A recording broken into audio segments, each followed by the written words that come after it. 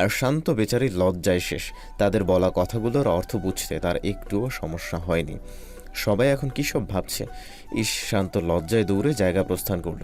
নীলা এতক্ষণ বুঝে উঠতে না পারলে এবার সম্পূর্ণ কথা বুঝতে পেরে মেকি রাগ দেখিয়ে সাদিদের বাহুতে কিল বসালো। অপরদিকে মারের বদলে নীলার নরম হাতের আদর খেয়ে সাদিদ হাসছে। প্রিয়তি অর্ণবের মুখেও হাসির রেখা। যাক, অবশেষে ভালোভাবেই ঝামেলাটা মিটে গেল। আর তানভীরকে নিয়েও আপাতত ভাবতে হচ্ছে না তাদের, কেননা তারা সকলে অবগত যে তাকে নিয়ে ভাবার মানুষ চলে এসেছে, আর তাকে সামলে নেবারও। যদি তার রাগ থাকে তাহলে সেটার পরিবর্তে অপরজনের অপ্রকাশিত ভালোবাসাও বিদ্যমান রয়েছে। তার ধরনীর বুকে এমন কি আছে যার জোর ভালোবাসার চেয়েও বেশি। এখনও বাহিরে বেশ অন্ধকার, কিন্তু রিসোর্টের পরিবেশ ভীষণ জমজমাট।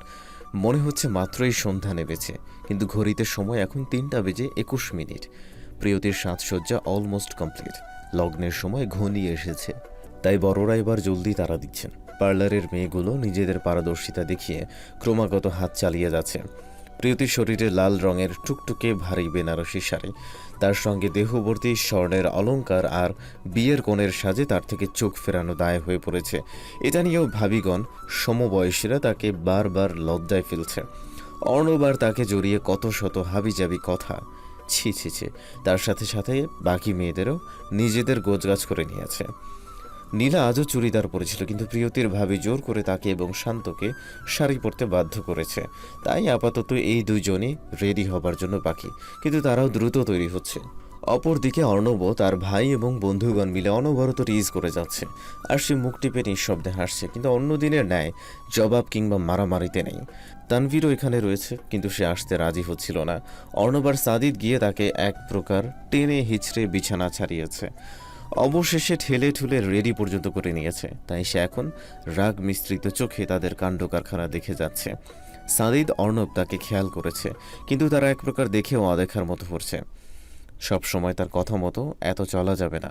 কিছু ক্ষেত্রে সম্পর্কের অধিকার খাটানো একান্ত বাধ্যগত হয়ে পড়ে। এখানেও তাই হচ্ছে। সাদিদ, তোমরা কাজটা ঠিক করলে না। আমরা সবাই ধুতি পাঞ্জাবি পরেছি, কিন্তু তুমি আর তানভীর মাছ দিয়ে ভিন্ন। দাদা প্লিজ, এটা নিয়ে আর জোর করো না, নতুবা বিয়ে বাড়িতে মান সম্মান নিয়ে টানাটানি লাগবে। আমাদের এসবে অভ্যেস নেই, তাছে বরং জিন্সই ঠিক আছে। কথাটুকু হাসি মুখে বলেই সাদিদ গোমরা মুখ তানভীরের দিকে দৃষ্টি নিল। সে অনেকক্ষণ যাবৎ তানভীরের দুষ্টুমিগুলো মিস করছে, তাই এবার তাকে একটু খেপানো যাক। আমি নিজেরটা বললাম, তানভীরকে বলে দেখতে পারো, সে বোধহয় ধুতি পরতে ইচ্ছুক। শালা, বাতাসের যন্ত্রণায় আমি লুঙ্গি পরি না, আর তুই আমাকে ধুতি পরতে কস? সর সামনে থেকে। এ কি তানভীর, তুমি দেখি উল্টো। সবাই তো আরামসে বায়ু প্রবাহের জন্য লুঙ্গিকেই ফার্স্ট প্রায়োরিটি দেয়, আর তুমি কি না পরোই না? জি, পড়ি না, আর না পড়ার ইচ্ছে আছে। নতুবা বেশি বায়ু প্রবেশের ব্যবস্থা করতে গিয়ে পরে আবার সম্পূর্ণ বায়ু প্রবেশের রাস্তা তৈরি হয়ে যাবে। তানভীরের কথায় বিপ্লব দাদা সহ মোটামুটি সবাই হাসিতে ফেটে পড়েছে। বাঙালি পুরুষ জাতির ঐতিহ্য লুঙ্গিকে নিয়ে তানভীরের এমন মতবাদ সত্যি তাদের জন্য হাস্যকর। সাদিদও হাসছে। যাক, অবশেষে তাকে কথা তো বলানো গেছে, নতুবা রাত থেকে পুরোপুরি মুখ আটকে বসেছিল, যেন কথা বললেই কেউ তার গর্দান নেবে। বর বরণের প্রস্তুতি চলছে। যদিও বরকনে একই স্থানে রয়েছে, তারপরেও পরিবারের সবাই বিয়ের সব নিয়ম নীতি মেনে চলছে। তাই অর্ণবকে এখন প্রিয়তির মা বরণডালা সাজিয়ে বরণ করছেন। নিজের একমাত্র জামাতাকে থালায় প্রদীপ, ধান দুর্বা, ফুল এবং অন্যান্য বরণ সামগ্রী নিয়ে তিনি বরণে ব্যস্ত।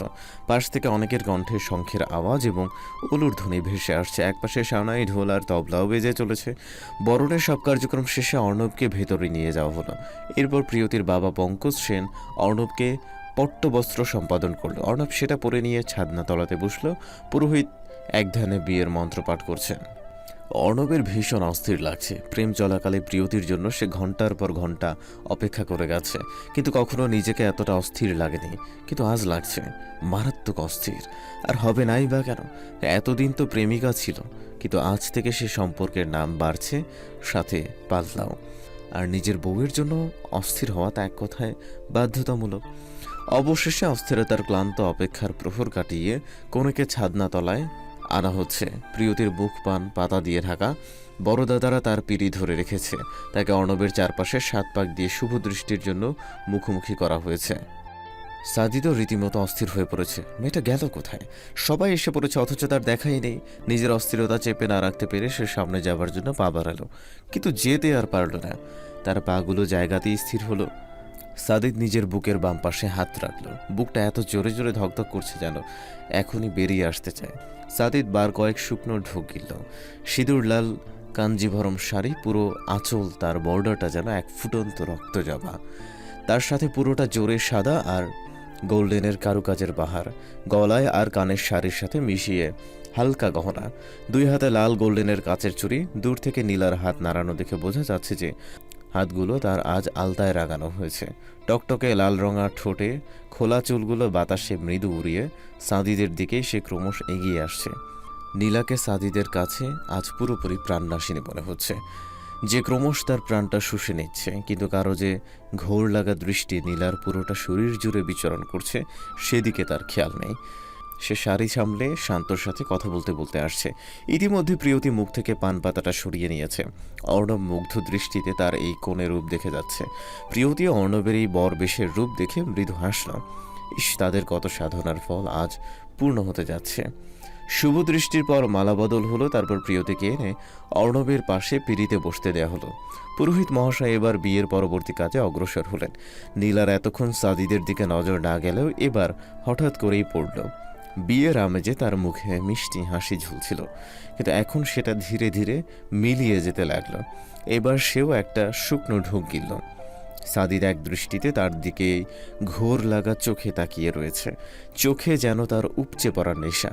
নীলা সেই নেশার ঔষধ সম্পর্কে অবগত, তাই তার এতটা ভয়। সে জলদি সাদিদের থেকে দৃষ্টি নত করল। এখন তার প্রিয়তির ভাবির উপর প্রচণ্ড রাগ হচ্ছে। তার জন্যই নীলা এই ভয়ঙ্কর বিপদ এসে পড়ল।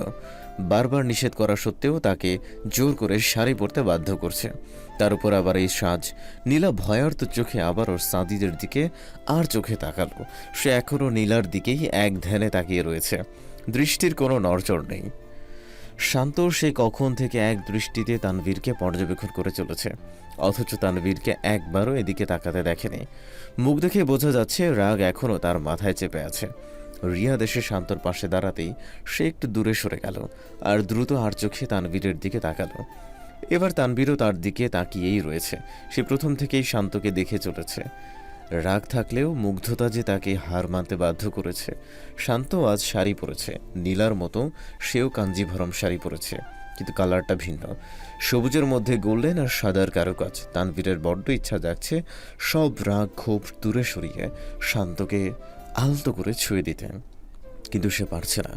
মাঝ দিয়ে কিসের যেন এক দায়বদ্ধতা। কিন্তু এখন রিয়াদকে আবারও তার পাশে ঘেঁষতে দেখে তার কপাল বিরক্তি এবং রাগ উভয় সংমিশ্রণে কুঁচকে এলো। সন্ধ্যায় না এই ছেলে এত মার খেলো, এরই মধ্যে সব ভুলে গেছে। তানভীরকে আবারও রেগে যেতে দেখে শান্ত এবার অপর পাশে গিয়ে নীলার সাথে একেবারে চেপে দাঁড়ালো। রিয়াদ বেচারা থতমত খেয়ে গেল। হঠাৎ করে শান্তর আবার কি হলো? এমন পালিয়ে গেল কেন? অপরদিকে তানভীর প্রকাশ করতে চাইছে না, কিন্তু তার ঠোঁটের কোণে মৃদু হাসির রেখা ফুটে উঠল। একে একে কন্যাদান সম্প্রদান, 7 পাক অঞ্জলি সম্পাদনা হয়ে গেল। এবার হচ্ছে সিঁদুর দানের পালা। অর্ণবের হাতে সিঁদুর কৌটা দেখতেই প্রিয়তির চোখে জলের আভাস দেখা গেল। এটা কি সুখের না দুঃখের এই মুহূর্তে বোঝা দেয়, কিন্তু সিঁথিতে অর্ণবের হাতের সিঁদুর লেপন হতেই প্রিয়তি নিজের আখিদয় বন্ধ করে নিল, আর গাল বেয়ে মুহূর্তে গড়িয়ে পড়ল জীবনের অতীব প্রত্যাশিত কিছু, লাভের সুখের অশ্রুকণা। সিঁদুর দানের পরপরই প্রিয়তির মাথা অর্ণবদের পরিবারের দেয়া নতুন শাড়ি দিয়ে ঢেকে দেয়া হলো। এটিকে ঘোমটা বা লজ্জা বস্ত্র বলা হয়। অবশেষে আজ থেকে নিজেদের নামের সাথে সারা জীবনের জন্য আরেকটা নাম জড়িয়ে গেল। দুইজনে বাধা পড়ল শক্ত এক বন্ধনে। প্রেমের জীবন থেকে দাম্পত্যময় জীবনের শুভ সূচনা যেন আজকে এই ছাদনাতলা থেকেই শুরু। নতুন বরকনেকে নিয়ে সবাই এবার হইচই মেতে উঠল। সমবয়সী থেকে ছোটরা সবাই ইতিমধ্যেই বাসর জাগা নিয়ে সব প্ল্যান করে নিয়েছে। প্রিয়তির কপাল গড়িয়ে নাকে এসে অর্ণবের দেওয়া সিঁদুর লেপ্টে রয়েছে, আর অর্ণব পাশ থেকে মুগ্ধ চোখে সেটা পরখ করছে। তার এখন এইসব নিয়মের বেড়াজালে আটকে থাকার বিন্দু মাত্র ইচ্ছে হচ্ছে না। সে যে এখন নিজের সদ্য বিবাহিত বউকে কাছে চায়, নিজের একান্ত কাছে। এতদিনের জমিয়ে রাখা নিজের সবটুকু ভালোবাসা উজাড় করতে চায়, কিন্তু এত ইচ্ছের শক্তি থাকা সত্ত্বেও সে পারছে না। সামাজিক যত সব নিয়মের বেড়া জালে সে শক্তপোক্তভাবে আটকা পড়েছে। বুক চিরে এই কঠিন নিয়মের বিরুদ্ধে তার তপ্ত শ্বাস বেরিয়ে আসছে। আহারে নিয়ম! প্রেমিক পুরুষের মন কি এসব নিয়ম নীতি বুঝে? সে তো কেবলমাত্র প্রেম বোঝে। প্রিয়তির আচমকা অর্ণবের দিকে চোখ পড়তেই সে তার নেশালো আখি যুগল দেখতে পেল। এতদিন সে প্রেমিক ছিল, কিন্তু আজ থেকে যেই ছেলেটা তার সবটা জুড়ে বিচরণ করবে, তার অধিকার পুরোপুরিভাবে পুষিয়ে নিবে। এসব ভাবতেই প্রিয়তির বুকটা ধক করে উঠল। সে দ্রুত চোখ সরিয়ে নতজানু হলো। অর্ণব ঘটে যাওয়া সবটাই পরখ করেছে, তাই সেও এবার ঠোঁট কামড়ে নিঃশব্দে হাসতে লাগলো। বাসর জাগার জন্য আলাদা একটা বড় রুম সাজানো হয়েছে। পুরো রাত আড্ডা মাস্তি করার জন্য গানের আসর সহ সব ধরনের ব্যবস্থা ইতিমধ্যেই করে নেওয়া হয়েছে। প্রিয়তি আর অর্ণবকে নিয়ে সবাই এবার সেদিকে ছুটল। নীলাও সবার পিছু পিছু ওইদিকে যেতে লাগলো, কিন্তু আচমকা একটি ছোট পিচ্ছি মেয়ে সে তার হাত চেপে ধরল। নীলা ঘাড় ফিরিয়ে পিছনে তাকাতেই বাচ্চা মেয়েটিকে দেখতে পেল। মুখে হাসির রেখা নিয়েই সে হাঁটু গেড়ে নিচে বসল।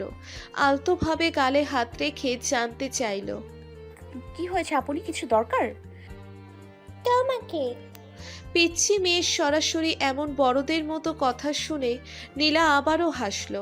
আস্তে করে গালটা টেনে দিয়ে বলল, বুড়ি, আমাকে দিয়ে কি কাজ?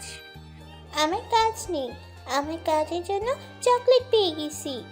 দেখো কতগুলো চকলেট। বলেই বাচ্চা মেয়েটা নীলাকে তার ছোট ব্যাগ থেকে 2 হাত ভর্তি করে চকোলেট দেখালো। নীলা পাল্টা কিছু বলবে তার আগেই বাচ্চা মেয়ে ঝড়ের গতিতে গায়েব। নীলা ফ্যালফ্যাল করে তার গমন পথের দিকে এক দৃষ্টিতে তাকিয়ে রইল। কি থেকে কি হয়ে গেল সবটা তার মাথার উপর দিয়ে গেল। সে এবার পিছনে তাকালো। সবাই ইতিমধ্যেই প্রিয়তিদের নিয়ে রুমে চলে গিয়েছে। পিচ্ছি মেয়েটার জন্য নীলা পিছনে পড়ে গেল। ছোট্ট একটা শ্বাস ফেলে সে আবারও সামনে যাবার জন্য পা বাড়ালো, কিন্তু এবারও বিফল। কিন্তু এবার আর বাচ্চা কাচ্চা নয়, নীলার সমস্ত অস্তিত্ব জুড়ে বসবাসকারী ব্যক্তিটি তার সামনে বিদ্যমান। সাদিত ডান হাতে নীলার কবজিতে ধরে আছে। কেউ কোনো বাক্য উচ্চারণ করল না, কেননা সেই সময়টুকু দেওয়া হয়নি। নীলা এখন সাদিতের উষ্ণ আলিঙ্গনে আবদ্ধ, কিন্তু পাঁচজোড়া তার মাটিতে অবস্থিত নয়, কেননা সাদিত তাকে ইতিমধ্যেই 5 কোলে তুলে নিয়েছে। নীলা কিছু বলতে চাইছে, কিন্তু কণ্ঠস্বর যেন আটকে রয়েছে। কিছুতেই গলা দিয়ে শব্দ উচ্চারণ করা সম্ভব হচ্ছে না, কেননা নীলা যে সাদিতের ঘোলাটে আখি যুগলের সম্মুখীন হয়েছে।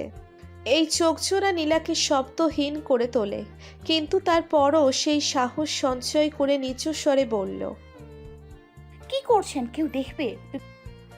সাদিত তাকে কোলে নিয়ে হাঁটারত অবস্থাতেই তার মুখপানে এক পলক তাকালো, কিন্তু নিজের প্রতি উত্তর জানালো না। নিজের কাজে ব্যস্ত হয়ে সামনে হাঁটা দিল। আশেপাশে কে দেখলো আর কে না দেখলো সাদিদের সেদিকে আপাতত খেয়াল নেই। সে যে এখন অস্থির হয়ে রয়েছে, আর তার মধ্যকার এই অস্থিরতা কমাতে অতি শীঘ্রই ঔষধ চাই, আর যেটা নীলা ব্যতীত অপর কারো কাছে নেই। তাই নিজের অস্থিরতা কমানোর জন্য সাদিত এখন নীলাঞ্জনা নামক ঔষধ নিয়ে ব্যস্ত। বাদবাকি কোনো কিছুর তোয়াক্কা করার সময় তার এখন আছে নাকি? সাদিত তাকে নিয়ে সোজা নিজের জন্য বরাদ্দকৃত রিসোর্টের রুমে আসল। রুমে প্রবেশ করা মাত্রই সে দ্রুত নীলাকে নিচে নামালো এবং চোখের পলকে দরজাটা লক করলো, এবং চোখের পলকে নীলার হাতে হ্যাচকা টান দিয়ে দরজার সাথে তাকে চেপে ধরলো, এবং চোখের পলকেই নীলা নিজের অধর যুগলে সাদিতের উষ্ণ অধরের ছোঁয়া পেল। সবগুলো কাজই এত দ্রুত তার সহিত ঘটেছে যে নীলা তাকে পুরোপুরি হতভম্ব। সে নিজের হুঁশ ফিরে পায় অধর যুগলে সাদিতের রুটলি আদরে। নীলা মৃদু ব্যথা পাচ্ছে, কিন্তু সাদিতের সেদিকে হুঁশ নেই। 2 হাত নীলার কানের পিছনে রেখে সে তাকে নিজের আরও কাছে টেনে আনলো। বিরামহীনভাবে ঠোঁট আদর দিতে লাগলো। নীলার এতক্ষণ আবেশে চোখজোড়া বন্ধ থাকলেও এবার প্রায় শ্বাস আটকে যাবার অবস্থা, কিন্তু সাদিতের সেসব দিকে বিন্দু মাত্র খেয়াল নেই। সে এখন নীলাতে মত্ত। নীলা না পেরে চোখ খুলে সাদিতের দিকে তাকালো। সাদিতের আখিদ্বয় পূর্বেকার ন্যায় বন্ধ রয়েছে। চোখ বন্ধ রেখে সে নীলার কোমল ঠোঁটজোড়া নিজের ওষ্ঠদ্বয়ের মধ্যে নিতে ব্যস্ত। নীলা এই মুহূর্তে ঠিক কী করবে সেটা বুঝে উঠতে পারছে না। সাদিতকে মৃদু ধাক্কা দিয়ে দূরে সরাতে গেলে সে উল্টে নীলাকে আরো চেপে ধরল। সে এবার বাম হাতটা কানের পিছন থেকে সরিয়ে এনে শাড়ি ভেদ করে নীলার কোমর চেপে ধরল। ইস, ঠোঁটে ব্যথা, কোমরে ব্যথা, এই ছেলেটা আজকে সবকিছু ব্যথায় ভরিয়ে দিচ্ছে। নীলার পক্ষে আর সম্ভব হচ্ছে না, কিন্তু লজ্জায় সে সাদিতের সাথে রেসপন্সও করতে পারছে না। সে কখনোই সাদিতের এইসব আদরে নিজে রেসপন্স করে না। সাদিত নীলাকে বুঝতে পারে, তাই এই নিয়ে কখনো তাকে জোর করে না। যখন নীলা নিচু থেকে চাইবে তখনই তাকে আদর করবে। সাদিত অধীর আগ্রহে সেই সময়ের জন্য অপেক্ষা করে, কিন্তু কখনো নীলাকে বুঝতে দেয় না, এমনকি জোরও করে না। থাক না কিছু না বলা কথা, না বলা চাওয়া পাওয়ার সংখ্যা, ততদিন পর্যন্ত না হয় নিজের আদর সোহাগেই নীলাকে পরিপূর্ণ রাখুক। দোষ কি তাতে? সাদিত কি কোনো অংশে কম? দুইজনের আদর সে একাই পুষিয়ে নিতে পারে, বরং নীলার জন্য তাকে একা সামলাতেই হিমশিম খেতে হয়। নীলা আবারও এক পলক সাদিতের মুখপানে তাকালো। লজ্জা লাগছে ভীষণ, কিন্তু এই মুহূর্তে কিছু না করলে শ্বাসবোধ হয় তার চিরতরে আটকে যাবে। সাদিত যখন নীলার ঠোঁটে মত্ত হয়ে নিজের ঠোঁটের আদর দিচ্ছে, তখন হুট করে নিচের ঠোঁটে শক্ত কামড় অনুভব করলো। সে এতক্ষণে চোখ খুলল এবং নীলার থেকে নিজেকে আলাদা করে তার মুখপানে তাকালো। নীলা ততক্ষণে ঘাড় ফিরিয়ে লজ্জায় নতজানু হয়ে মুখ লোকালো। সাদিত হাতের উল্টো পিঠ দিয়ে নিজের ঠোঁট মুছে নিল, কেননা নীলার দেওয়া লাল রঙা লিপস্টিক সাদিতের ঠোঁটেও খানিকটা লেগে গিয়েছে। সাদিতের নিঃশ্বাস দ্রুত ওঠানামা করছে। নীলাও এতক্ষণ পর রেহাই পেয়ে জোরে জোরে শ্বাস টানছে। সাদিতের কোনো সারা শব্দ না পেয়ে নীলা এবার মুখ উঠিয়ে তার দিকে তাকালো। সে ভেবেছিল সাদিত বোধহয় চোরে কামড় দেওয়াতে রাগ করেছে। অনুতপ্ততা বোধ নিয়ে চোখ উঠিয়ে তাকাতেই সে আবারও একটা বড়সড় ধাক্কা খেল। সাদিত রাগ করবে কি? সে এতক্ষণ নিজের কাজে ব্যস্ত ছিল। পাঞ্জাবিটা খুলে ফেলাতে সাদিতের লোমস্য বুকটা নীলার চোখের সামনে উন্মুক্ত হলো। অনেকবারই সাদিতকে এই অবস্থায় সে দেখেছে, তারপরও কেন যেন খুব লজ্জা লাগে, যেমনটা এখনও লাগছে। নীলার চোখ মুখ ঠোঁট সব তরতর করে কাঁপছে। তার উপর লজ্জার লাল আভা মুখে যেন আলাদা এক সৌন্দর্য বহন করে চলেছে। সাদিত নিষ্পলক প্রাণ পাখির সৌন্দর্যে ভরা মুখশ্রীতে পলক বুলিয়ে আচমকা হ্যাচকা টানে তাকে কাঁধে নিয়ে এলো। নীলার চোখ বেরিয়ে আসার জোগাড়। কি হচ্ছে কি এসব? আর সব থেকে বড় কথা, সাদিতের কি হয়েছে? এমন পাগল উন্মাদের ন্যায় আচরণ করছে কেন? নীলার হত বিহ্বল দৃষ্টির মধ্যেই সাদিত তাকে নিয়ে বিছানার কাছে চলে আসলো। নীলাকে বিছানায় শুইয়ে দিয়ে সাদিত নিচের ভরটুকু তার উপর দিল। আবারও হালকা ব্যথায় নীলা ব্যথাজনক শব্দ করল। সাদিত নীলার দিকে তাকিয়ে নিজের মুখটা তার গলায় নিয়ে গেল।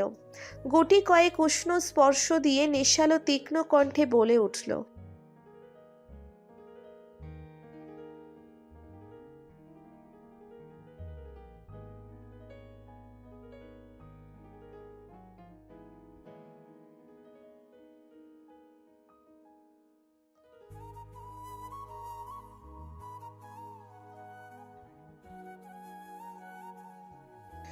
বাক্যটুকু সমাপ্ত করেই ভালোবাসার শাস্তিস্বরূপ সাদিত নীলার গলার একপাশে নিজের ধারালো দাঁত ছোয়ালো।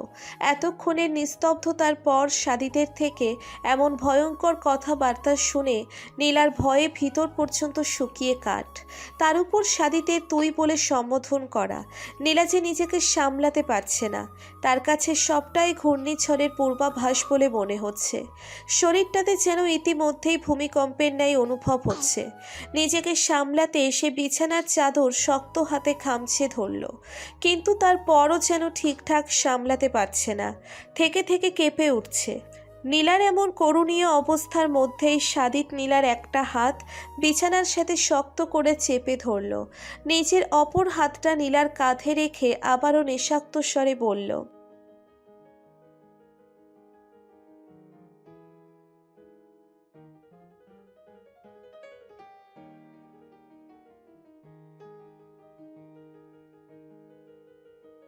নিজের হিসাব নিকাশের পাঠ পূর্ণ করে সাদিত নীলার শাড়ির আঁচলটা বুক থেকে সরিয়ে নিল। লজ্জায় কুকড়ে গিয়ে সাথে সাথেই সাদিতকে মৃদু সরিয়ে নীলা উল্টে ঘুরল।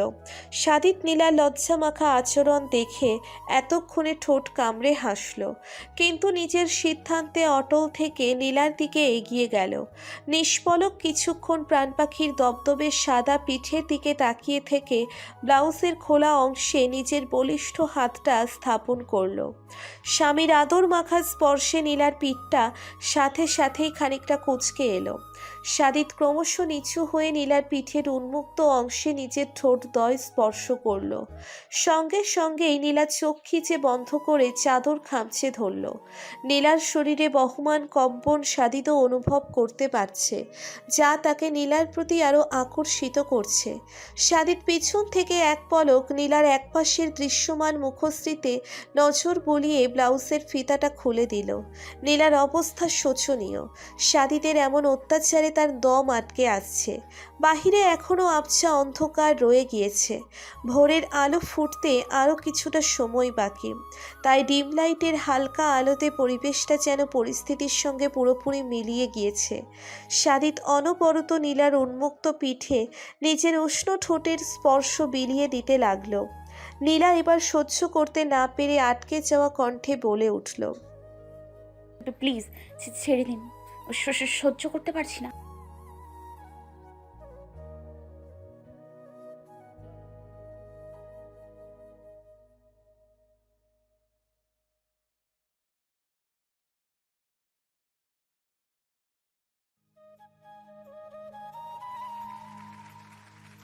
বলেই সাদিত নিচের গাল দিয়ে নীলার পিঠে হালকা ঘষা দিল। ধারালো খোঁচা দাড়ির আঘাতে মৃদু ব্যথায় নীলা ব্যথাজনক আওয়াজ করে উঠল। আহ! সাদিত বুঝতে পেরে ব্যথার জায়গায় মলম দেওয়া শুরু করলো। ঠোঁটের আদরে প্রিয়তমার সমস্ত পিঠ পূর্ণ করতে লাগলো। ক্রমশ শিহরিত হয়ে শাড়িতে মোচড়ামুচড়ি করতে থাকা নীলাকে সাদিত এবার নিচের দিকে ফিরালো। সে নতজানু হয়ে শাড়ির আঁচল ধরতে গেলেই সাদিত নিঃশব্দে ঠোঁটের কোণে দুষ্টু হাসি ঝুলিয়ে নিয়ে তাকে নিজের কাজে বাধা প্রদান করলো। নীলা লজ্জায় কুকড়ে গিয়ে চোখ পিটপিট করছে। দুষ্টু সাদিত তাকে আরো লজ্জায় ফেলতে কানের কাছে মুখ নিয়ে ফিসফিসিয়ে বলে উঠল,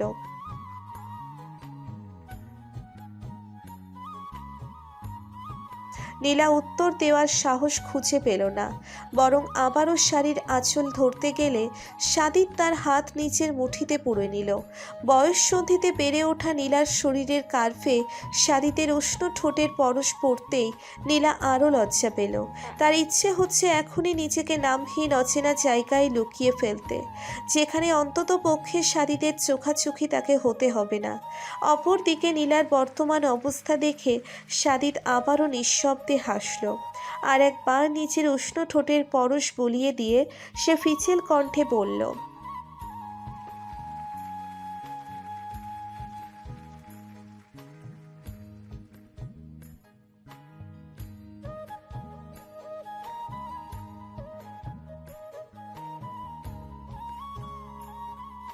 ইস, এই ছেলের মুখ মাশাআল্লাহ দিলে বাংলার পাঁচ, চরম মাত্রার অসভ্য।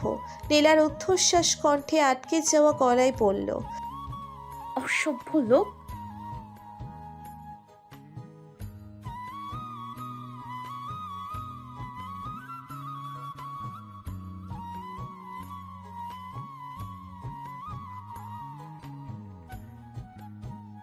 ছাড়ুন বলছি, যত সব অশ্লীল কথাবার্তা। দুষ্টু সাদিত কথাটুকু বলেই শক্ত হাতে নীলার কোমরের একপাশে জোরে চাপ দিল। আউচ! ব্যথা পাই না বুঝি? হাত তো নয়, যেন লোহা। সাদিত নীলার কথায় মৃদু হাসল। নাকে নাক ঘষে ঘোর লাগা কণ্ঠে বলল,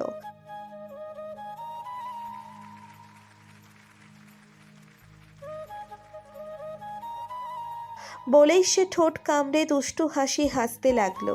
নীলা কথার সারমর্ম বুঝতে পেরে তার উন্মুক্ত বুকে মৃদু ধাক্কা দিয়ে লজ্জারাঙা মুখে বলল, প্লিজ ছাড়ুন, সবাই হয়তো আমাদের খোঁজ করছে, না পেলে বন্ধ ভাববে। সাদিত নীলার কথার ধার ধারল না, বুক থেকে নীলার হাতটা তুলে নিয়ে নিজের মুখের সামনে আনলো।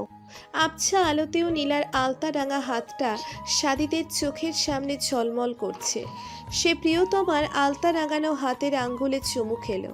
হাতের তালুতেও চুমু খেয়ে নীলার মুখপানে তাকিয়ে মুগ্ধতায় ভরা চোখ নিয়ে প্রশ্ন করল। নীলা লজ্জা পেল খুব, নতজানু হয়ে উত্তর জানাতে নিঃশব্দে মাথা উপর নিচ করল। সাদিত উত্তর বুঝতে পেরে তার উপর থেকে সরে এসে এবার পায়ের কাছে আসলো। শাড়িটুকু একটু উপরে তুলতেই প্রিয়তমার আলতা রাঙানো পাগুলো চোখের সামনে দৃশ্যমান হলো। সাদিত আলতো হাতে নীলার পায়ে হাত বুলাতেই সে পা সরিয়ে নেওয়ার চেষ্টা করে দ্রুত বলল, কি করছেন আপনি? প্লিজ পায়ে হাত দেবেন না। অবাধ্য সাদিত এবারও তার বারণ শুনল না, মাথা নিচু করে প্রিয়তমার পায়েও চুমু খেলো। নীলা শিহরিত হয়ে বারবার পা সরিয়ে নেওয়ার চেষ্টায় রয়েছে, কিন্তু সাদিতের কাছে বারবার হার মানতে বাধ্য। অবশেষে অজস্র চুমু খেয়ে সাদিত নিজের ঠোঁটজোড়া নীলার পায়ের থেকে সরিয়ে আনলো, কিন্তু উঠল না, শুধু মাথা উঠিয়ে নীলার মুখপানে একবার তাকালো। নীলা চোখ মুখ খিচে বন্ধ করে রয়েছে। সাদিত ঠোঁট কামড়ে নীলার শাড়িতে হাত দিল। উপরে ওঠাতে নিলেই নীলা দুর্বল হাতে তাকে বাধা দিল। সাদিত এবারও তার কথা না শুনে উল্টে নিজের ঠোঁট স্পর্শ করলো। ইস, নীলা বোধহয় আজ মরেই যাবে। সাদিত কি তাকে মেরে ফেলার জন্য এমনটা করছে? সাদিত নীলার শাড়িটা হাঁটু পর্যন্ত উঠিয়ে থামলো।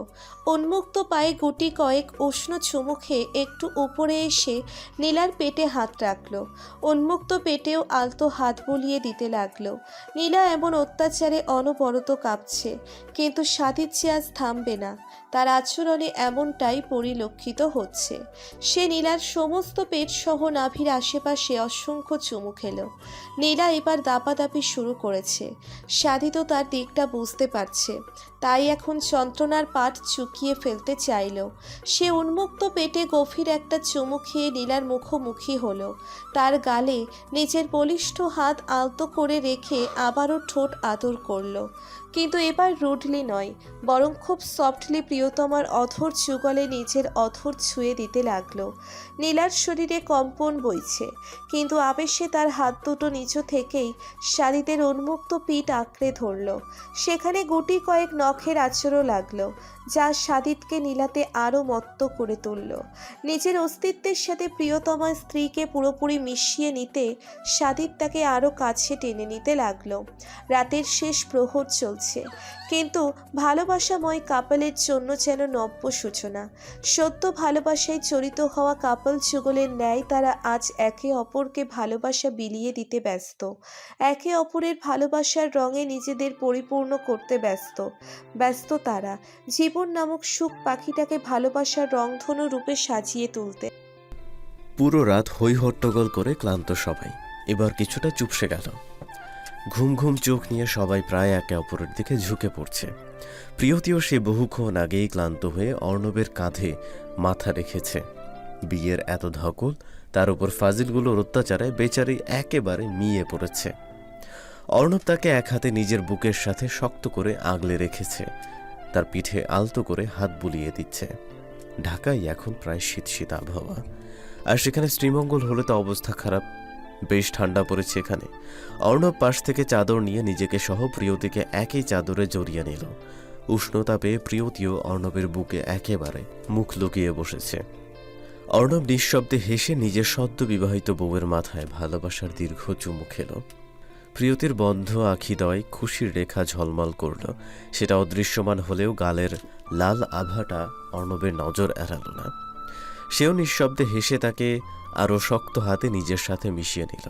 মোটামুটি আর সবাই এতক্ষণে ঘুমে তলিয়ে গেলেও অর্ণবের সঙ্গে আরও দুজন চোখের এখনও ঘুমের লেশ মাত্র নেই।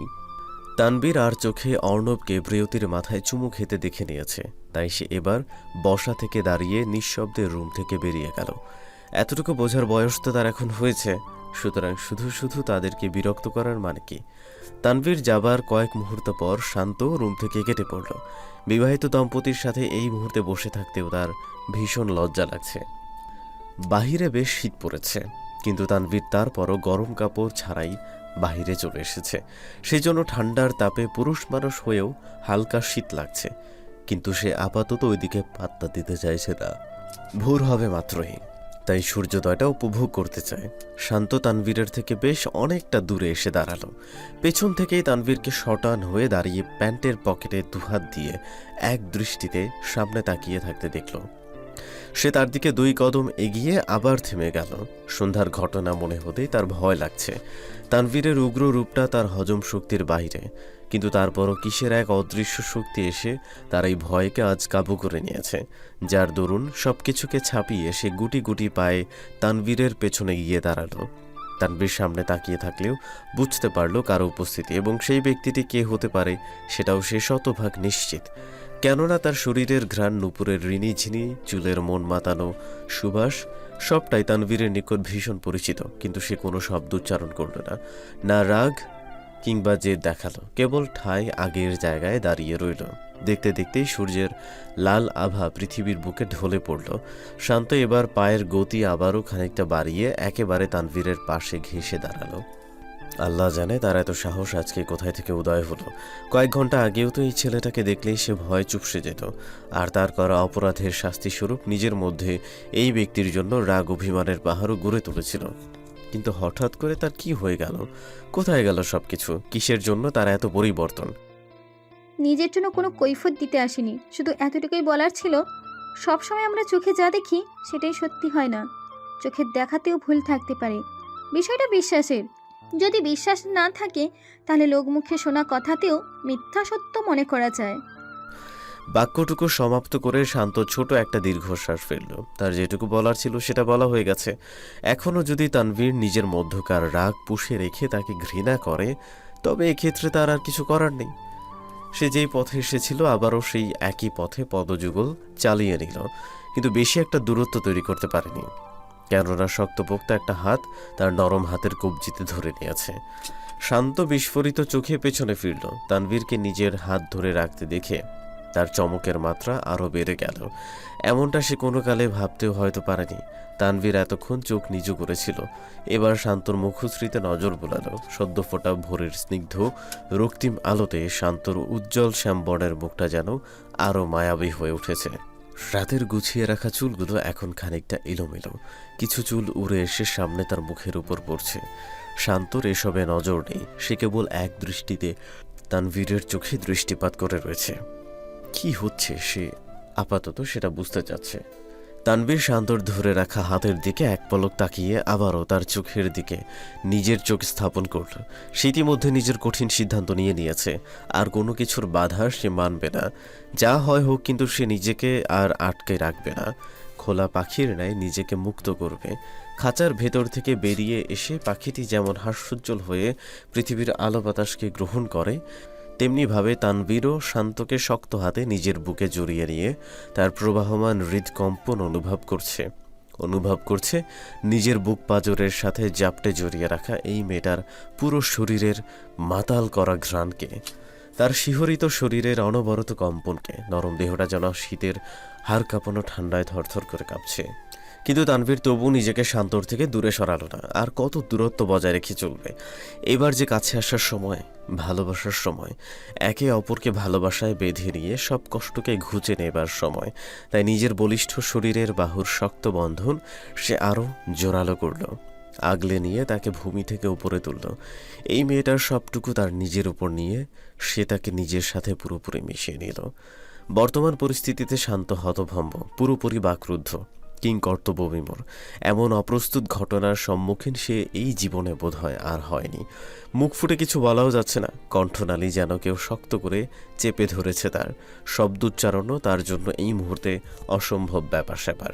তানভীরই তাকে এ অবস্থা থেকে রেহাই দিতে এগিয়ে আসলো। শান্তর কাঁধ থেকে নিজের মুখ তুলে দুজন মুখোমুখি হলো। তানভীর কিছু মুহূর্ত নিষ্পলক মায়াবতীর মুখপানে তাকিয়ে থেকে ললাটে এলোপাতারি চুমু খেল। আজ এই মুহূর্তে কোনো কিছুর তোয়াক্কা না করে সে নিজের জমানো আদর শান্তকে বিলিয়ে দিতে ব্যস্ত। আর অপরদিকে অপরজনের জন্য আজ বোধহয় চমকিত হয়ে ভ্যাবাচাকে খাওয়ার দিবস। নতুবা শান্ত বারবার এমন সব ভয়ঙ্কর অবস্থায় কেন পড়বে? নিজের সঙ্গে কি হচ্ছে সেটা অনুভব করতেই শান্তর শির দ্বারা বেয়ে শীতল বায়ু বেয়ে গেল। লোমকূপগুলো থেকে থেকে দাঁড়াতে শুরু করলো। কিন্তু এত কিছুর মধ্যেও তাকে যে বিষয়টা অস্থির করে ফেলেছে সেটা হচ্ছে অস্বস্তি। তার এই মুহূর্তে চরম লেভেলের অস্বস্তি হওয়া উচিত, কিন্তু শান্ত সেটা বিন্দুমাত্র হচ্ছে না, বরং শরীর মন জুড়ে তার শিহরণ বইছে। কিন্তু এমনটা তো হবার কথা নয়, কেননা কোনো ছেলে তাকে এত কাছ থেকে স্পর্শ করছে। এখানে তার অস্বস্তি হওয়া বাধ্যতামূলক, কিন্তু সেটা হচ্ছে না কেন?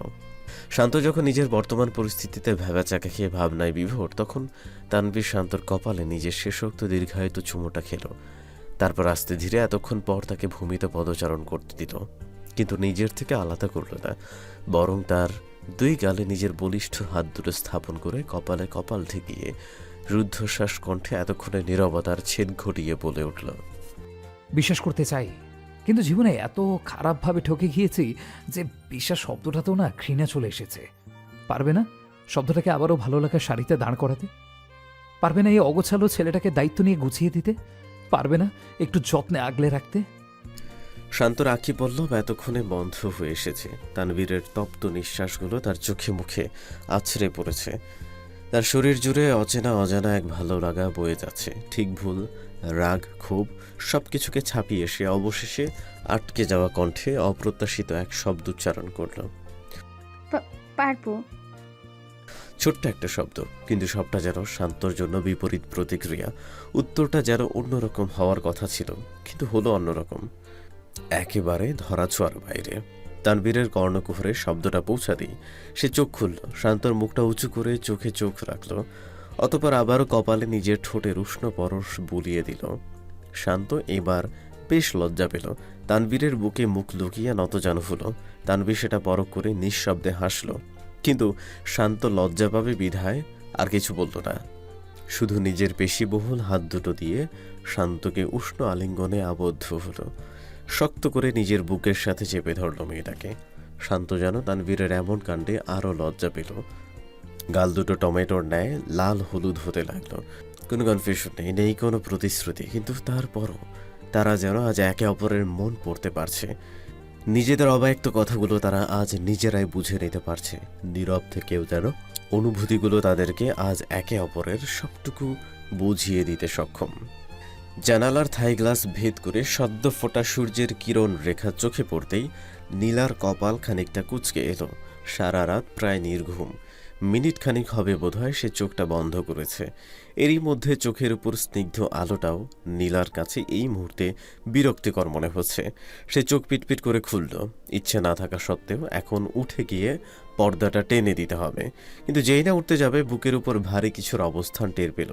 চোখ নিচে নামাতেই কপালের চুলগুলো এলোমেলো হয়ে পড়ে থাকা ছোট্ট বাচ্চাটির ন্যায় ঘুমিয়ে থাকা সাদিদের মুখশ্রী চোখে পড়ল। ইস, কি কিউট লাগছে। সাদিদ নীলার বুকের উপর মুখ গুজে শুয়ে আছে, তার চোখগুলো বন্ধ রয়েছে, তাই সজাগ না জেগে আছে এই মুহূর্তে সেটা বোঝা যাচ্ছে না। হঠাৎ নিজেদের অবস্থান বোধগম্য হতেই লজ্জায় নীলা জড়সড় হতে লাগলো। না সাদিদকে ডাকতে পারছে আর না নিজে নড়তে পারছে, কিন্তু এমনভাবে সাদিদের সাথে থাকতেও তার বড্ড লজ্জা লাগছে। নীলা খানিকটা নড়াচড়া করতেই সাদিদ চোখ বন্ধ রেখে নীলার ডান হাতটা নিজের মুখের কাছে নিয়ে গেল।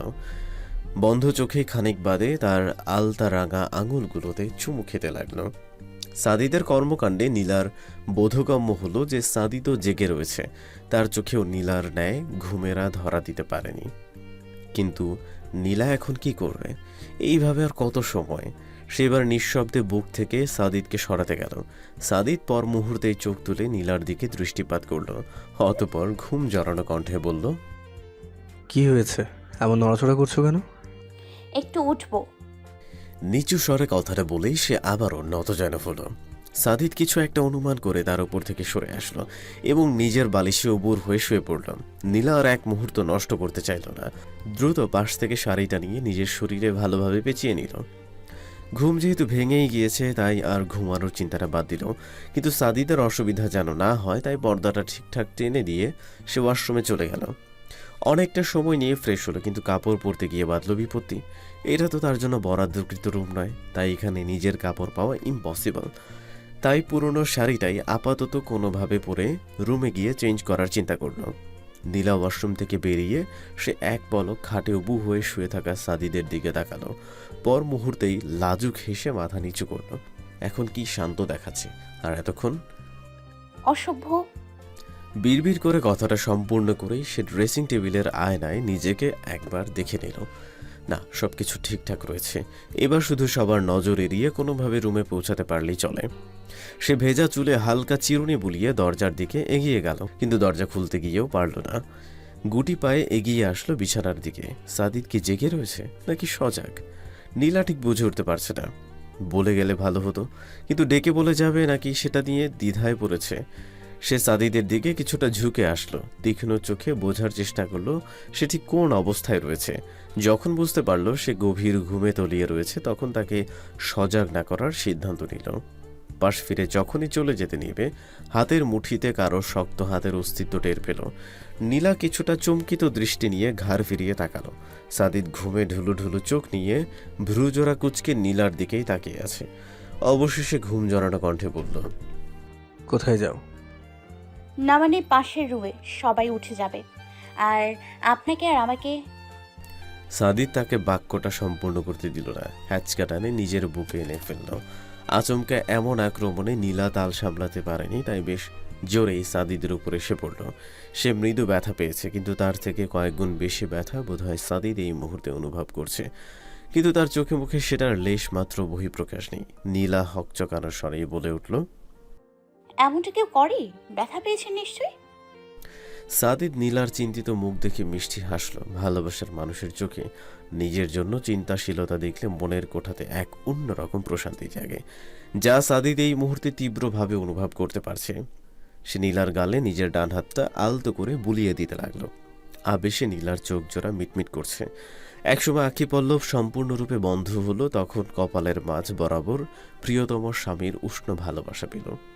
দিনের শুরুটা যদি কোনো স্ত্রীর এভাবে শুরু হয়, তাহলে সংসার জীবন মধুময় হতে আর কি প্রয়োজন? জীবনে চলার পথে হয়তো অর্থবিত্ত প্রাচুর্যের প্রয়োজন পড়ে, কিন্তু ব্যক্তিসত্তার প্রশান্তির জন্য সবথেকে বেশি যেটার প্রয়োজন, ভালোবাসা তাদের মধ্যে অন্যতম।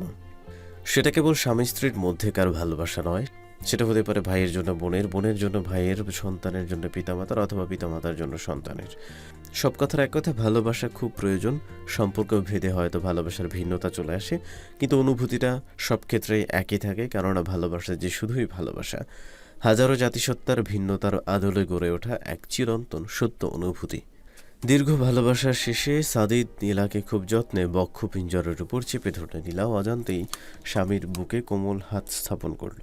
কেটে গেল শব্দহীন কিছু মুহূর্ত, কিন্তু এই মুহূর্তে কেবল একটা আওয়াজই নীলার কর্ণকুহরে বেজে চলেছে, আর সেটা হচ্ছে প্রিয় মানুষটার বুকে ধকধক করা হৃদস্পন্দন, যা কাল্পনিক অর্থে নীলাকে যেন অনবরত বলে চলেছে এটা তারই নামের হৃদযন্ত্রের শব্দের প্রতিফলন।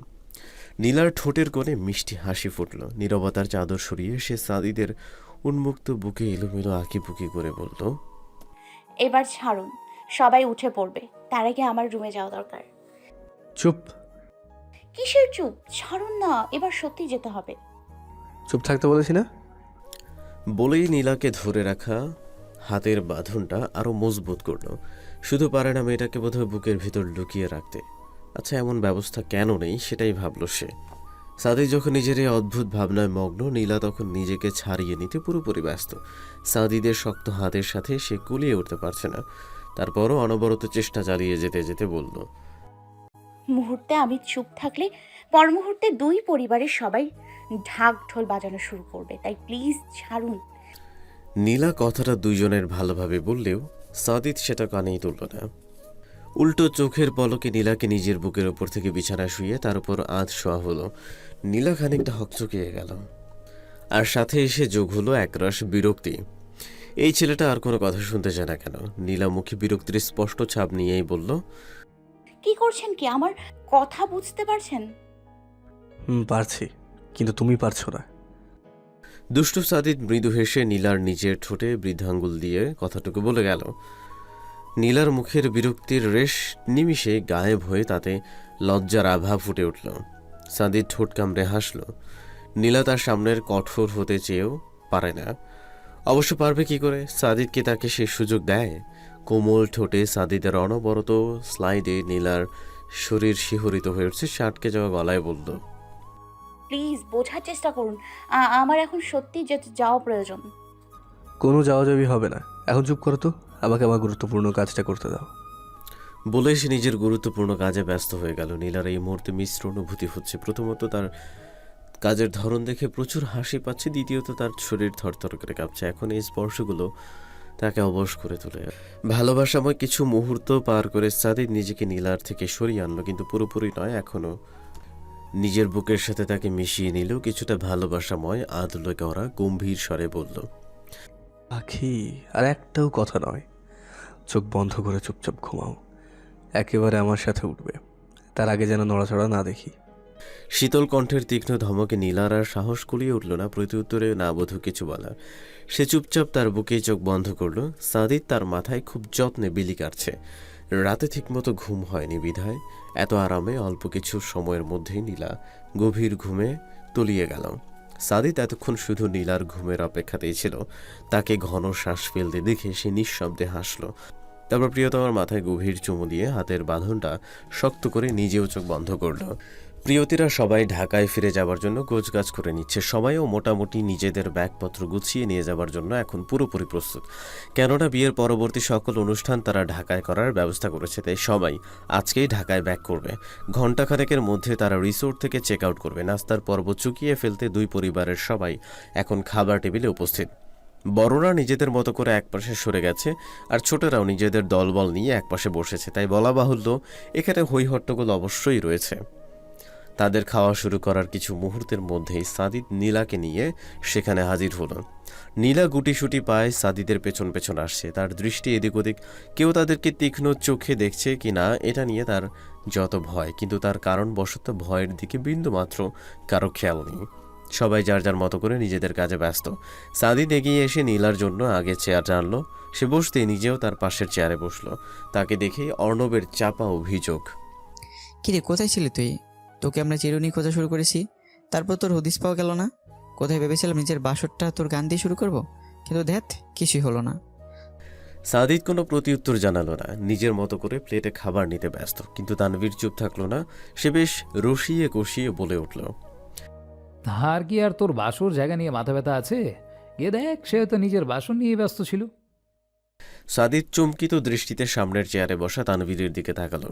তানভীর ঠোঁট কামড়ায় দুষ্ট হাসছে। সবাই যখন সাদিদের খোঁজ করছিল তখন তানভীরও ফোনে তাকে না পেয়ে তার খোঁজ রুম পর্যন্ত গিয়েছিল। তারা একই রুমে উঠেছে। যখনই সে রুমে চেক করতে যায় সেটা ভেতর থেকে লক করা বুঝতে পারে। নীলাও সাদিদের সাথে একই সাথে গায়েব রয়েছে। তাদের বিষয়টা আর কেউ না জানলেও তার নিকট তো অজানা নয়, তাই বিষয়টা সে তখনই বুঝে যায়, কিন্তু সবার সামনে সেটা প্রকাশ করেনি। মোট কথা, ছোট্ট একটা সত্য লুকিয়ে গেছে। এখন তানভীরের এভাবে হাসার কারণ আর অপবাদটা অপর কেউ বুঝতে পারে না পারুক, সাদিদের নিকট পুরোপুরি ক্লিয়ার। সেও হেসে দিয়ে সামনের ঝুড়ি থেকে একটা আপেল নিয়ে তার দিকে ছুঁড়ে মারল। তানভীর সেটা ক্যাচ করে হাসি মুখেই তাতে কামড় বসালো। চিবুতে চিবুতে দুষ্টু কণ্ঠে বলল, মাম্মা সো সুইট। বলেই সাদিদকে চোখ টিপ দিল। সাদিদ হাসতে হাসতেই তাকে হাত উঠিয়ে থাপ্পড় দেখালো।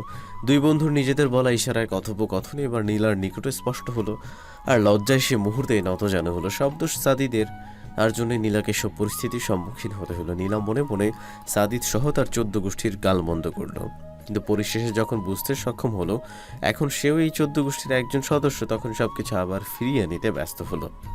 আপন ভালো পাগলে বোঝে, আর সেক্ষেত্রে নীলা তো সুস্থ সবল স্বাভাবিক একজন মানুষ, তাহলে তার ক্ষেত্রে ব্যতিক্রম কেন হবে? শ্রীমঙ্গল থেকে ঢাকায় ফিরবার জন্য তারা বাস জার্নিকে বেছে নিয়েছে।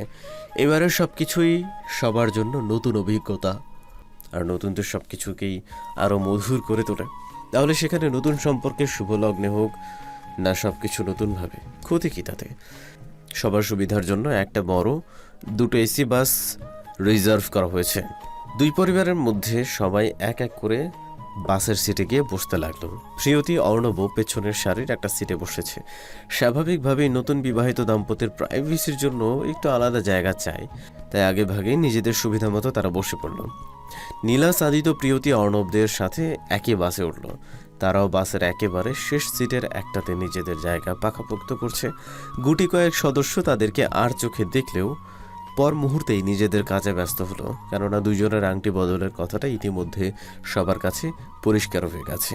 শান্ত সবার পিছু পিছু হেলতে দুলতে এগিয়ে আসলো। নীলাদের সামনের সিটটাতে সে খুব আয়েশ করে দখল করলো।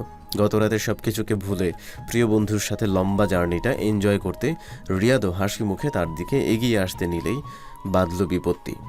আসার দিনকার মতো এবার আর তানভীর নিজেকে গুটিয়ে রাখলো না, বরং পেছন থেকে হুড়মুড়িয়ে এসে মৃদু ধাক্কায় রিয়াদকে পাশের সিটে ফেলে দিয়ে সে শান্তর পাশের সিটটি দখল করলো। আচমকা তার এমন আক্রমণে রিয়াদ সহ সবাই মোটামুটি ভরকে যায়, কিন্তু তানভীর একেবারে স্বাভাবিক, সে যেন একটু আগে কিছুই হয়নি। রিয়াদ নিজেকে ধাতস্থ করে খানিকটা রাগ দেখিয়ে বলল, এসব কি অভদ্রতা? এমন করে ধাক্কা দেওয়ার কি মানে? ধাক্কা কবে দিলাম? আমি আসছিলাম, তোর সাথে কাঁধ লাগলো, আর নিজেকে সামলাতে না পেরে তুমি পড়ে গিয়েছো। এখানে আমার কি করার আছে? একদম মিথ্যা কথা বলবেন না, আপনি আমাকে ইচ্ছে করে ধাক্কা দিয়েছেন। ও তাই বুঝি? এমনটা তোমার মনে হচ্ছে, আমি তো এমনটা ভাবছি না। তুমি এমনটা মনে করলে আমার তো সেখানে কিছু করার নেই। শেষ তার বাক্যটুকু সমাপ্ত করে সে আবারও সিটে গা এলিয়ে দিল। শান্তশিষ্ট পরিবেশটাকে মুহূর্তেই গুমোট করে দিয়ে সে আয়েশ করে আর মোড়া ভাঙল। শান্ত পাশ থেকে ভয়াতুর চোখে শুকনো ঢোক গিলছে। তার একটাই ভয়, আবার যেন কোনো ঝামেলা না হয়। বড়দের নজর এখনও তাদের উপর পড়েনি, তাই সব কিছু যেন স্বাভাবিকভাবেই শেষ হয়, সে শুধু মনে প্রাণে এই কামনাই করে যাচ্ছে। তানভীর পূর্বেকার ন্যায় ভীষণ শান্তভাবে চোখ বন্ধ করতেই এবার পাশ থেকে রিয়াদ আবারও খ্যাপা স্বরে বলে উঠল, আমি ওর পাশেই বসবো, আপনি দয়া করে আরেকটা সিটে গিয়ে বসুন। তানভীর সাথে সাথেই চোখ খুলল নির্বাক, কিন্তু চোখগুলো রক্ত লাল। এতক্ষণের সব শিষ্টতার পাঠ চুকিয়ে সে এবার নিজস্ব ক্যারেক্টারে ফিরে আসলো। শুনিনি, কি বললি? আবার বল। রিয়াদ কিছুটা হকচকিয়ে গেল, তারপরে পুনরায় বাক্য রিপিট করতেই তানভীর রাগী স্বরে ধমকে উঠল, তোর কথাতেই নাকি আমি উঠবো না এই সিট থেকে, তোর যা খুশি কর গিয়ে। রিয়াদ বুঝতে পারলো এই ঘাড় তারা লোকের সাথে কথা বললেই ঝামেলা বাঁধবে, আর সে এখন ভালো মুডটা তার সাথে ঝগড়ায় খারাপ করতে চায় না, তাই শান্তকেই বলল, এই তুই ওঠ, এখানে বসতে হবে না, আমার পিছনে গিয়ে বস। শান্তর গলায় এবার কাটা বেঁধে যাওয়ার অবস্থা। এই ছেলের কি মাথা খারাপ? কার সামনে কি বলছে? তাকে উঠতে না দেখে রিয়াদ আবারও বলল, এই উঠিস না কেন, জলদি ওঠ। তানভীর রিয়াদকে কিছু না বলে শান্তর দিকে তাকালো, মুখে উপচে পড়া হাসি ফুটিয়ে বলল, যাবে, যাও। শান্ত ঢোক গিলল, সে নিশ্চিত এটা ঝড়ের পূর্বাভাস। সে শুধু ডানে বামে মাথা নাড়িয়ে না জানালো। তানভীরের ঠোঁটের কোণের হাসি বিস্তৃত হলেও পাশের জনের তীক্ষ্ণ স্বরে সেটা মিলিয়ে গেল। মানে কি, এই লোকের সাথে তুই কেন বসবি? আমার রাগ তুলবি না, শান্ত, উঠে যাই। বাক্যটুকু সমাপ্ত করেই সে এবার কিছুটা এগিয়ে এসে তানভীরের উপর দিয়ে শান্তর হাতটা চেপে ধরল। বিষয়টা দ্রুততায় ঘটেছে বিধায় শান্ত তানভীর টাচ করতে পারেনি, কিন্তু এই মুহূর্তে রিয়াদের দ্বিতীয় বাক্য শুরু করার পূর্বে সে সজোরে আবারও এক ধাক্কা খেল। রাগী তানভীর বেশ জোরেই ধাক্কাটা দিয়েছে, তাই সিটের হাতলে লেগে রিয়াদ মোটামুটি ব্যথা পেয়েছে। দাঁতে দাঁত চেপে সে সেটা সহ্য করে সোজা হতেই তানভীর ফুঁসে উঠে তেড়ে যেতে গেল। শান্ত আর চুপ থাকতে পারল না, খামচে ধরল তানভীরের হাতের কবজি। প্লিজ না, বড়রা সবাই এখানে রয়েছে, প্লিজ আবারও ঝামেলা করবেন না, আমি রিয়াদকে বলে দিচ্ছি। এই শোন, আমি এখানেই ওনার পাশে বসবো, তুই প্লিজ আরেকটা সিটে বস যা। তানভীর তীক্ষ্ণ চোখে শান্তর ধরে রাখা হাতটার দিকে তাকিয়ে থাকলো। কপালের রাগে দপদপ করার রগটা যেন ক্ষণে ক্ষণে মিলিয়ে যেতে লাগলো। একসময় সম্পূর্ণ মিলিয়ে যেতেই সে ঠোঁট কামড়ে নিঃশব্দে হাসল। অতপর বিনা বাক্য খুবই ভদ্র ছেলের ন্যায় সিটে বসল। রিয়াদের দিকে এক পলক তাকিয়ে শান্তর ডান হাতটা নিজের মুঠিতে নিল।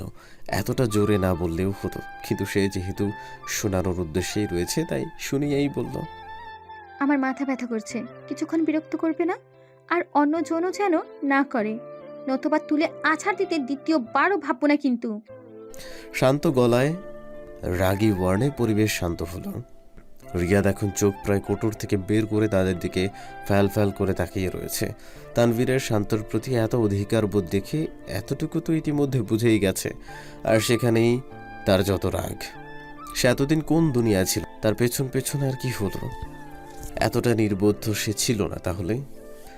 বাস ছেড়েছে অনেকক্ষণ, কয়েকদিনের ব্যবধানে আজ সম্পর্কগুলো নিজেদের পূর্ব পরিচিত নাম পাল্টে নতুন নামে সেজেছে। প্রেয়সী হয়েছে প্রিয়তমা, প্রেমিক হয়েছে প্রিয়তম। বর্তমান নামগুলো তো মিষ্টি কেন, পবিত্র বন্ধন বলে হয়তো হবে। রিয়াদ এখনও পাশের সিটে বসে রাগে ফুসফুস করছে, কিন্তু সেই রাগের অবশিষ্ট ফলাফল হিসেবে কোনো ধ্বংসলীলা লেখা নেই। সে তার মিষ্টি রাগ নিয়ে খেকিয়ে আবারও বলল, হারামির দল, তোকে আবার এক দফা থাপড়ানো দরকার। তোদের মতো সাতজনের জন্য আমার মতো হ্যান্ডসাম ছেলে কি মাইরটাই না খেলো, শক্ত হাতের মায়ের। নীলা পেছনের সিট থেকে একটু জড়িয়ে হাসল। সাদির চোখ রাঙিয়ে তাকাতেই সে ঠোঁটে আঙুল চাপল। শান্তর দৃষ্টি এলোমেলো। সে বারবার শুকনো ঢোক গিলে এপাশ ওপাশ দেখছে। রিয়াদ তাকে চুপ থাকতে দেখে আবারও তেতে উঠল। তুই আমার সাথে জীবনেও কথা কইবি না। তোরে আমি বিয়েতেও দাওয়াত দিব না। বন্ধুর বিয়ে না খাওয়ার শোকে শোকে তুই কাতরাইয়া হইয়া ময়রা যাবি, আর আমি তোর খাটিয়ার সামনে দাঁড়িয়ে প্রাণ খুলে হাসবো। বিয়াদব মহিলা।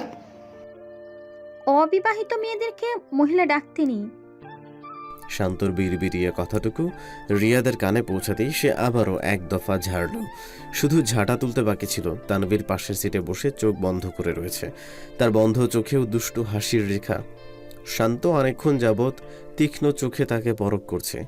অবশেষে রাগ চেপে রাখতে না পেরে বলল, আমাকে ঝামেলায় ফেলে রেখে আপনি নিশ্চিন্তে বসে রয়েছেন? তানভীর চোখ খুলল। নিষ্পলক কিছু মুহূর্ত পার করে বিস্ফোরণজনক বাক্যোচ্চারণ করল। তাহলে কি করব? কোলে নিব? আসো, নেই? বলেই ঠোঁটের কোণে দুষ্টু হাসি ঝুলিয়ে নিজের হাত দুটো তার দিকে বাড়িয়ে দিল। শান্ত রেগে গিয়ে ধুম করে তার হাতে চর বসালো। শুকনো হাতের থাপ্পড় খেয়ে তানভীর মেকি রাগ দেখালো। তোমার সাহস তো কম নয়, নিচে থেকে এত বড় মানুষের গায়ে হাত তুলো, থাপ্পড় মেরে একেবারে কাল লাল করে ফেলবো। শান্ত কিছুক্ষণ নির্বাক চাহনিতে তানভীরের মুখশ্রীতে স্থির দৃষ্টি নিবদ্ধ করল। অতঃপর চোখ দুটো হালকা জ্বলে উঠতেই দ্রুত নজর সরিয়ে নিল। কেটে গেল ক্ষীণ অভিমান মিশ্রিত প্রহর। তানভীর এখনও ঠোঁটের কোণে মৃদু হাসি ঝুলিয়ে রেখেছে, আর এতক্ষণ মুগ্ধ দৃষ্টিতে স্মৃতির পাতায় জমা করেছে প্রেয়সীর অভিমান এবং হালকা রাগের আভাসে ফুটে ওঠা পূর্ণ মুখশ্রী। কিন্তু সময়টা হিসাবের বাহিরে চলে যাচ্ছে বিধায় তানভীর নিজেকে মনে মনে ধমকে উঠল। আপন মনে বার কয়েকটা বিশ্রী গালি দিয়ে পাশের সিটের দিকে এগিয়ে আসলো। নিজের খুব কাছে কারো উপস্থিতি টের পেয়ে শান্ত জানালার পাশে আরও চেপে বসল। তানভীর আবারও নিঃশব্দে হাসল। হাতের উপর হাত রাখতেই শান্ত সেটা ঝটকা মেরে দূরে সরালো। সে আবারও কার্য পুনরায় করল। অভিমানী শান্ত নিজের জায়গায় বহাল থাকলো। তানভীর মনে মনে বিড়বিড় করল।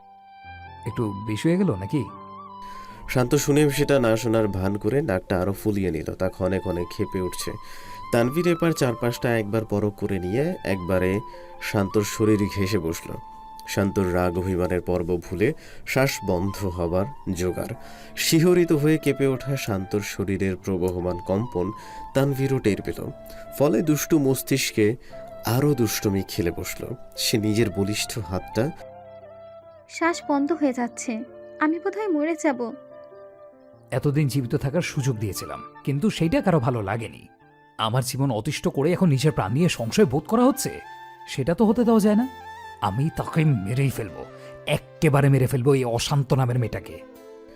তানভীরের ঘোর লাগা কণ্ঠে এতক্ষণ হুঁশ না থাকলেও রাগটা আবারও মাথা চাড়া দিয়ে উঠল তার। সে হাতের কনুই দিয়ে তানভীরের পেটে খোঁচা মারল। খোঁচা মারায় ব্যথায় তানভীরের চোখ খানিকটা কুঁচকে এলো। রাগ মিশ্রিত ধমকের স্বরে বলল, এই মেয়ে, সমস্যা কি? খোঁচা মানুষ কেন? বাস থেকে এক ধাক্কা দিয়ে ফেলাই দিব। আমি কি তাকিয়ে তাকিয়ে আপনার মুখ দর্শন করব না? আমিও ধাক্কা দিব, ধাক্কা না দিতে পারলে লাথি দিব। আসছে আমার বেরোয়ালা। ভিড় নয় তো কি? কোন দিক দিয়ে আমাকে ভিড়ের চেয়ে কম মনে হয়? শান্ত বিরক্তি মাখা চোখে একবার তানভীরকে তীক্ষ্ণ চোখে উপর নিচ পরখ করল। তার চেহারায় তানভীরের বীরত্ব নিয়ে বেজায় সন্দেহ। তানভীর টিপটিপ চোখে শান্তর সন্দেহ ভরা দৃষ্টি অবলোকন করল। সময়ের দীর্ঘতা বাড়তেই আবারও খেকিয়ে উঠল। এই মেয়ে, এই এমন ড্যাবড্যাব চোখে কি দেখোস? মনে তো হচ্ছে চোখ দিয়ে খেয়ে ফেলবি। I am Tanvir Hasan. কি শুনলি? তানভীর অর্থাৎ বীর। কচুর বীর। শান্তর ব্যঙ্গাত্মক স্বর তানভীরের কর্ণকুহরে পৌঁছে গেল এবং সে রাগে তেতে উঠে মারার জন্য হুড়মুড়িয়ে আসলো। তবে রে অশান্ত মাইয়া তারা, আজ তো রেখাইছি। তানভীর শান্তকে চেপে ধরে অনবরত সুরসুরি দিচ্ছে। বাসে যে আরও অর্ধশতাধিক লোক রয়েছে সেদিকে তাদের দৃষ্টি নেই। খুনসুটিময় ভালোবাসায় তারা এখন সুখের ভেলায় বহমান। নীলা, সাদিদ তাদের পেছনের সিটে বসেছে। এতক্ষণ তাদের ঝগড়াঝাটিগুলো তারাও শুনে গিয়েছে। দুজনের চোখেই প্রশান্তিময় তৃপ্তি। নীলাকে হাসতে দেখে সাদিদ নির্নিমেষ তাকিয়ে রইল। নীলা হাসি মুখেই তার চোখে চোখ পড়তেই ভ্রু জোড়া বাঁকা নাচালো। সাদিদ মৃদু হেসে খানিকটা এগিয়ে আসলো। নীলা তাতে কিছুটা ভরকে গেল, কেননা এই ব্যক্তিকে মোটেও ভরসা বিশ্বাস করা যায় না। নির্লজ্জের এক শেষ। আর বাসেও দুই পরিবারের অনেকজন বিদ্যমান। এই মুহূর্তে লজ্জাজনক কিছু ঘটিয়ে বসলে মানসম্মান কিছু আর থাকবে না।